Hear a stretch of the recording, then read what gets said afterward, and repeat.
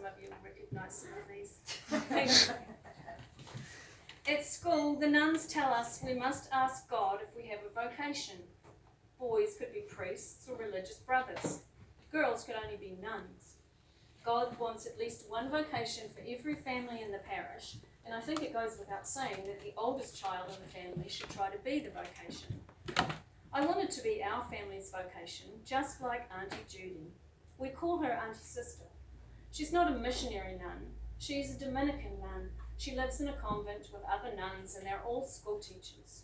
Her dress is long and white with a black veil. The only way we can see her is to go to the convent on Sunday afternoon and wait quietly in the visitors' room.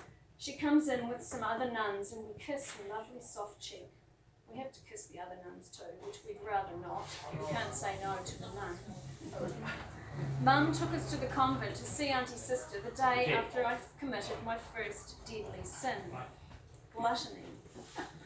She told all the nuns about that sin. I hadn't had a chance to go to confession, so I was still guilty and ashamed to death. At least I finally had a real sin to tell at confession. We went to confession every week, and I hardly ever had a real sin to tell, so I had to make them up. I picked from the example sins from the catechism book.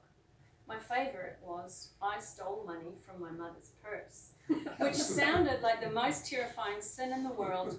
I wouldn't ever dare do that, but I confessed it, and the priest believed me. 3 Hail Marys and 3 Our Fathers, and promised never to do it again. Yes, Father, genuflect, kneel in the pew and say the penance. Leave church sin-free. Having the sin of gluttony to confess meant I didn't have to lie to Father. Lying to Father was definitely a sin, but it was unavoidable if you were good, and I didn't have a real sin to tell him. Bless me, Father, for I have sinned. It has been 1 week since my last confession. Since that time, I've committed the sin of gluttony.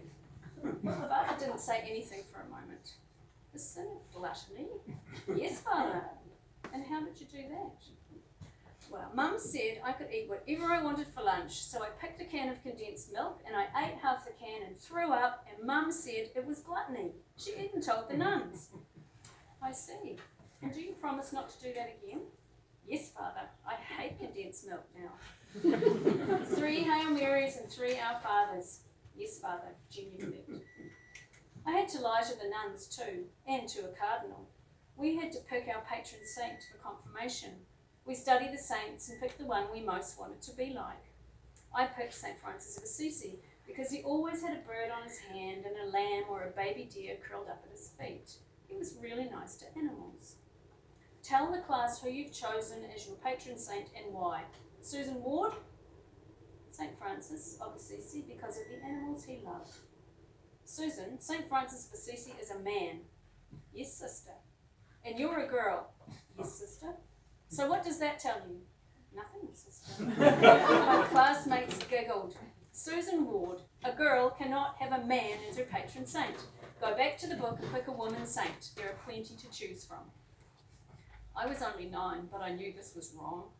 I wanted St. Francis of Assisi because of the animals. Who cares if he's a man or a woman?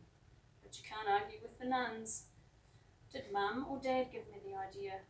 They must have. I'm sure I didn't think it up myself. I looked up the pocketbook of saints and found a female St. Francis, patron saint of motorists. She was approved by Sister and her name was inscribed on my confirmation certificate. But in my heart, I picked St. Francis of Assisi, and even when I was kneeling in front of the cardinal getting confirmed, I said in my heart my name was Susan Marie Francis of Assisi because he was the one I really wanted. The nuns and the cardinal could believe what they liked. A few years later, the nuns were allowed to leave the convent on Sunday afternoons and go visiting. They came in a car, usually with a man from the parish who volunteered to drive them around.